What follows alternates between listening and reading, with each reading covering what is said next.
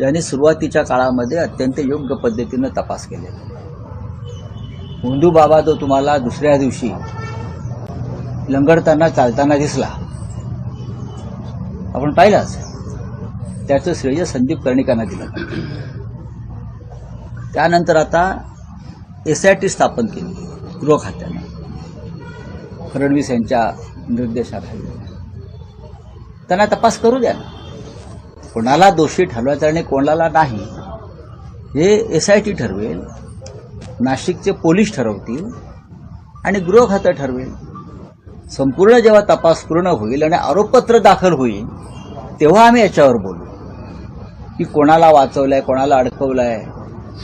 आता तपास सुरू असताना बोलणं योग्य. या क्षणी मी इतकं सांगेन की राज्याच्या गृहमंत्र्यांनी या संदर्भामध्ये कठोर पावलं उचलली. नाशिकच्या पोलीस आयुक्तांनी उत्तम काम केलं आणि आता SIT सुद्धा त्याच पद्धतीनं उत्तम काम करते. याच प्रकरणामध्ये एका बड्या नेत्याच्या फोटोवर फुला मारला गेला. तो फोटो मुख्यमंत्री देवेंद्र फडणवीसांचा आहे असं सुषमा अंधारे म्हणाले आहेत. माझ्याकडे या संदर्भात माहिती नाही, कारण रोहित पवार एक वेगळी माहिती देत आहेत, सुषमाताईंकडे वेगळी माहिती आहे. त्याच्यामुळे तपासातून या गोष्टी समोर येऊ द्या. तोपर्यंत माझ्यासारखा जो माणूस आहे तो या संदर्भात जास्त बोलणार नाही. सुषमा अंधारे या प्रकरणामध्ये एक महिला म्हणून, इथे महिलांचं शोषण झालेलं आहे, एक महिला म्हणून त्या अधिक या प्रकरणामध्ये अधिक जास्त चांगल्या पद्धतीनं त्यांच्याकडे माहिती येते. मी राजकीय उत्तर देतो. प्रकरणाची वाढती व्याप्ती आणि जे काही नावं पुढे येत आहेत, कोण कोण त्यांना भेटले वगैरे, हे सगळं बघता हे सरकार कोसळू शकतं का? असं आहे की आसाराम बापूंना सुद्धा मोदी भेटत होते,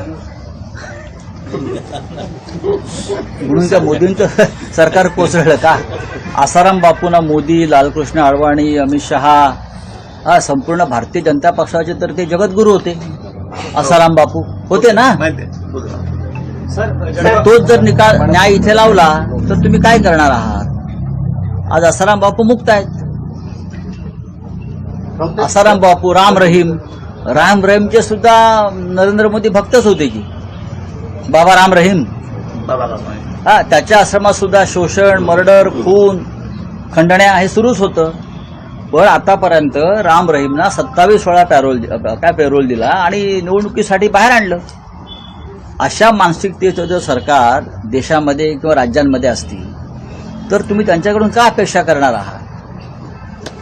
शिंदे सेनेची आज पुण्यात बैठक पवार इनके बीच जो चल रहा है उसको कोई बीजेपी ऐसा नहीं कर रहा कि दोनों को तोड़ना चाहती है. बात ऐसे मैंने जो कहा है यही है कि राष्ट्रवादी कांग्रेस भविष्य में टूट जाएगी, पूरी तरह से बिखर जाएगी. 25 या 30 विधायक सीधे बीजेपी में जाने की तैयारी में है. मैं अभी आपको बोल रहा हूं, आप देखिए. और उसी तरह से एकनाथ शिंदे जी के साथ जो विधायक है उनके पार्टी में, उनमें से भी एक बहुत बड़ा हिस्सा वो भी बीजेपी में जाएगा और जळगांव के लगभग सभी विधायक गिरीश महाजन के साथ बीजेपी में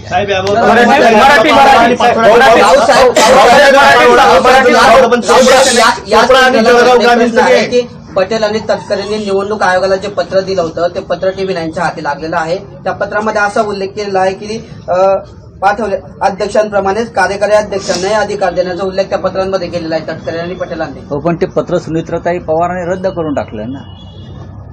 असं आहे की प्रफुल्ल पटेल, सुनील तटकरे यांनी जे पत्र लिहिलं आहे की कार्यकारी अध्यक्षांनाही अधिकार द्या. कार्यकारी अध्यक्ष कोण होते? तर प्रफुल्लभाई पटेल होते